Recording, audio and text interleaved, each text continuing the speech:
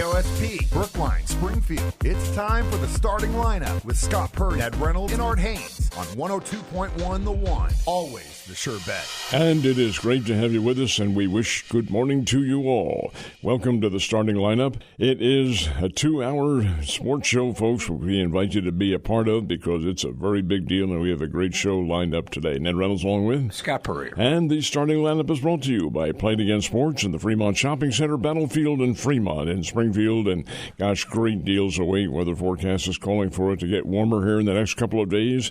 Great time for you to be outside and enjoying the world of athletics, and you can do so with a lot of confidence after a visit to Play It Again Sports. Swing Right Golf, which is on South Campbell, a little bit north of Nixa. Pattern that golf swing and get it ready.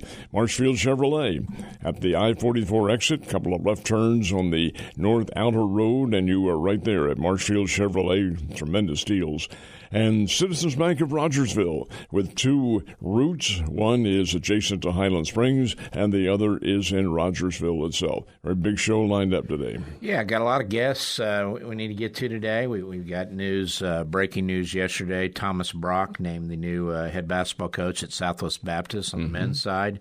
They'll have a new women's coach announcement in the next day or two, I'm told, as well. But Thomas is going to join us at 7:15. Then our longtime friend, local golf guru Rick Grayson, going to join us at 7:30, talk about the Ozarks Area Golf Hall of Fame class going in, and then they've got a special tournament on April 4th out at Rivercut to commemorate that. So Rick will join us at 7:30. 8 o'clock, Logan Hughes, Nixa baseball coach. They're off to a 4-0 start. They got a nice win over Catholic yesterday, and I believe play Hillcrest today. But Logan will join us at 8. And then 8:30 with Major League Baseball opening tonight, kind of. And then the rest of it tomorrow, and then the rest of it on Friday. Rob Raines of the STLSportspage.com, our frequent guest, the Kickapoo product, will join us to talk Cardinals baseball and his thoughts on the spring and looking forward to this season. A little surprised that Rob didn't come down for the game, but then again, it was on TV up in the St. Louis area, so easy to watch. Well, and I think he's still traveling back from spring training. Could be. Yeah, when I talked to him a couple days ago, I said, "Are you coming down?" And he said, "No, we'll still be on the road." So I think they turned it into a 2 or 3 day sojourn on the way back, to try to hit some friends' places and stops along the way. But we'll have Rob on at 8:30. Rob's a good guy, folks, and a terrific correspondent for baseball. He is, yeah. And of course, not the rosiest picture for the Cardinals, but we'll get his thoughts and see what he saw at spring training and what kind of potential this team has. Do you, by any chance, subscribe to Sports Illustrated? I do not. Is there still a Sports Illustrated? There is, and it's delivered once a month. It's monthly now? Uh-huh. Wow. It's monthly. And sometimes not even that. Depends, but they promise 12 issues a year. Anyway, that's beside the point. Came out with their baseball issue yesterday, so I got in bed last night, started to read it, and let's see where the Cardinals are going to be. Well, not very good, folks. I think it was 63 wins is what they projected them for. I really feel like they'll have more than that. I think they'll be up in the 70, maybe to 75 range. Not in playoff contention, I wouldn't suspect, but by the same token, I think they'll have some surprises up their sleeves. They should get a very good draft pick the next 2 or 3 years. Pretty high up in the food chain there, which they're not. Well, I mean, this last year weren't they 10th or 11th in that range? Maybe? If it's a pitcher from LSU, then they're going to be all right. Yeah, exactly. So, well, that takes us into our starting five, which is always brought to you by Travis Bell of Travis Bell Home Loans and USA Mortgage. You've got a new house picked out. Do you want to move? You got to figure out how to pay for it. Let Travis Bell and his team at USA Mortgage take care of the details from there. They'll find you the best rate, the smoothest transaction. The process will go smoothly with the team that's been doing this for more than 25 years. It's Travis Bell Home Loans and USA Mortgage. You can visit travisbellhomeloans.com or give them a call at 417-818-5057 to get the process started today. As we mentioned, news out of Bolivar with Thomas Brock, the son of Skip Brock, longtime area Hall of Fame coach, and of course Thomas played at Mount Vernon, played at SBU, so he's going home, and that's a great hire. He's been at Columbia College the last several years and done a great job. They've been very, very good, very good. And so we'll talk to Thomas here at 7:15. Baseball Bears took care of business early yesterday over at Hammons Field. Grand slams in the first, a grand slam in the second, and a 16-2 win over Oklahoma State to split that non-conference series at one game apiece. Now, Purrier, if somebody had told you before the game that it's going to end in a mercy rule game, what would you have thought? Well, I actually, with the Bears at home, I would have thought it might be the Bears because they're 11-0 at home now. It seems like when they don't score double-figure runs, it's like what happened, because that's the way this offense is. And, the interesting part to me is it's guys, it's not Caden Bogenpole, it's not Curry Sutherland every game. Logan Fife and people like that. It's mixed around. Carter Bergman hits a grand slam and a solo. He's got 10 homers. 10 home runs. Yeah, and Logan Fife is hitting home runs. And it's just where you thought maybe it'd be Bogey and then Curry, takes another step forward as he has this year. And then Tag Gollert and guys like that. It's up and down the lineup now. And if this team can just figure out the pitching, which yesterday Max Knight goes against his old team, Oklahoma State, gives the Bears almost 5 innings of really solid pitching, strikes out 7.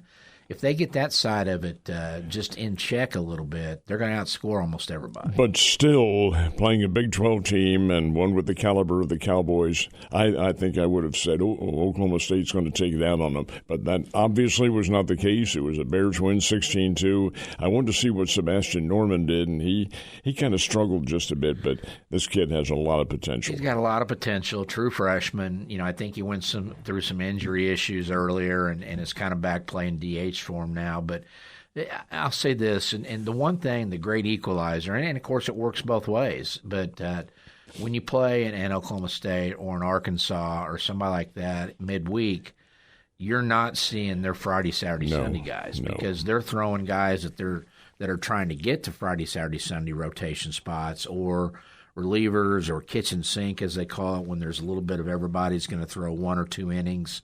You see that a lot, and the Bears are blessed to have a Max Knight that's a position player that can come out and give you 4 or 5 innings, and Curry Sutherland, who's a position player who can finish games off for you as well. So it's a good situation. It is a very good one. Certainly bodes well for playing Conference USA. And you mentioned the fact that you're not seeing the starter or starting pitching staff for the bigger teams that you play.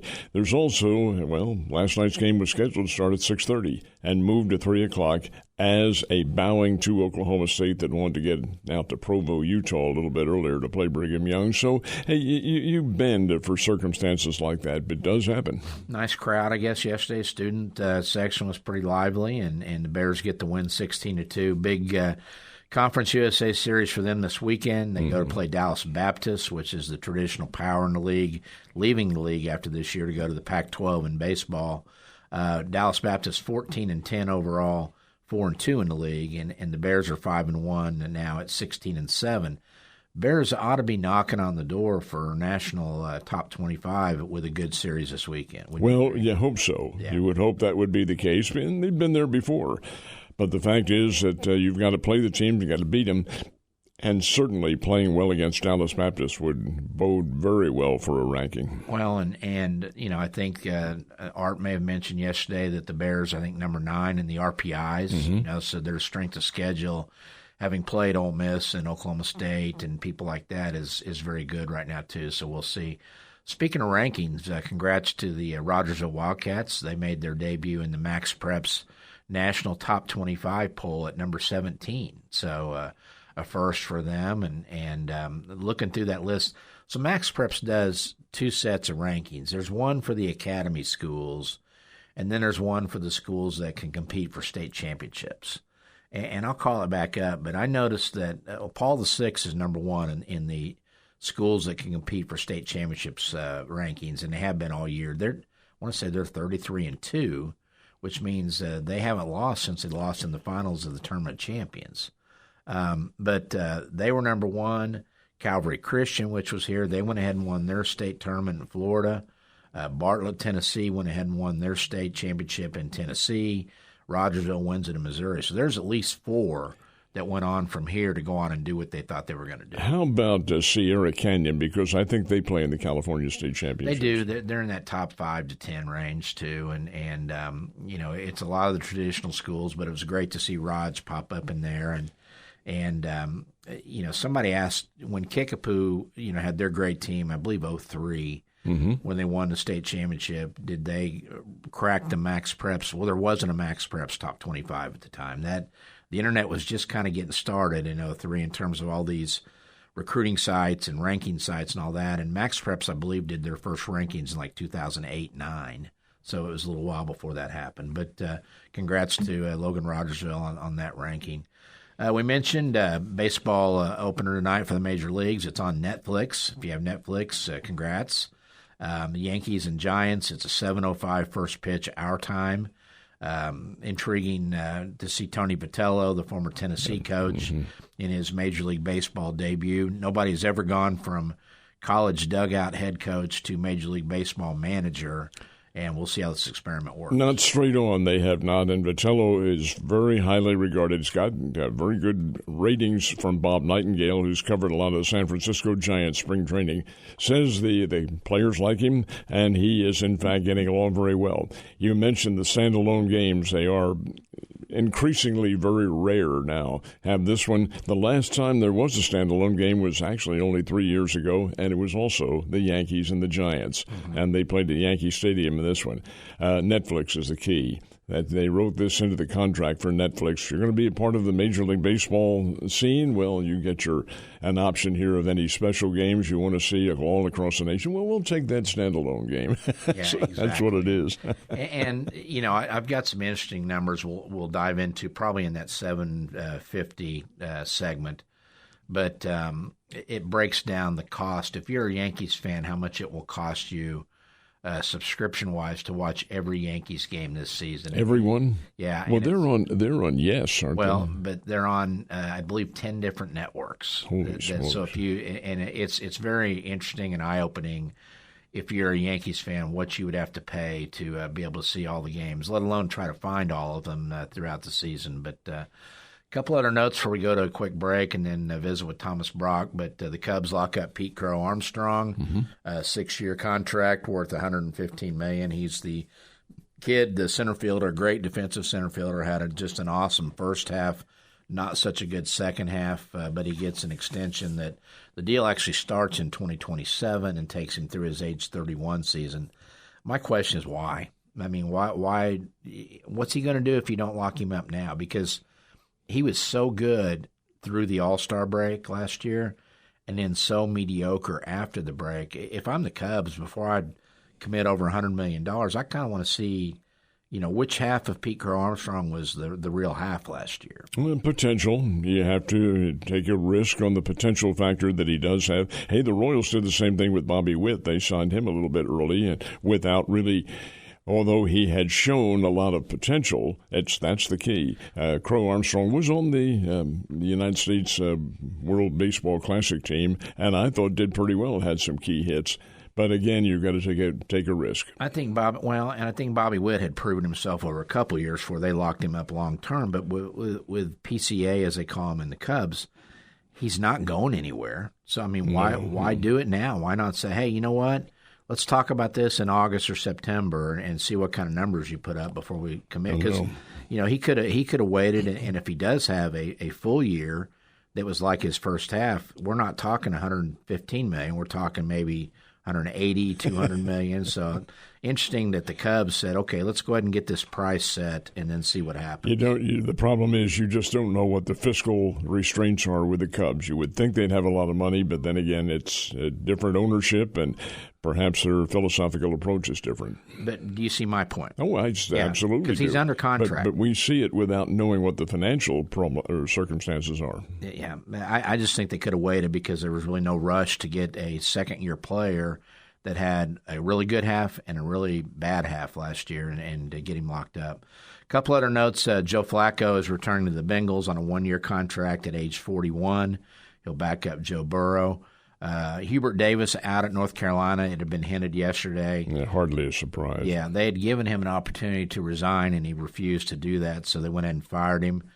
So one of the great jobs in college basketball is open. With today's NIL and leveling the playing field, it's kind of like, to me, a little bit like the Tennessee women's job. Pat Summitt's not there anymore. Dean Smith and Roy Williams aren't there anymore, and you got schools that are spending as much money or more money than the North Carolina Tar Heels are. You also have Bill Belichick there that's requiring money for football. It may not be the great North Carolina job that it's been. Well, are any of them. And you see other coaches, Tony Bennett left at Virginia because of nil circumstances, and other coaches have bailed out too. Football, my goodness sake. The key is, I think it's a altogether different playing surface for these coaches, and the old-timers, they don't want any parts of it anymore. It just does not fit into their scheme.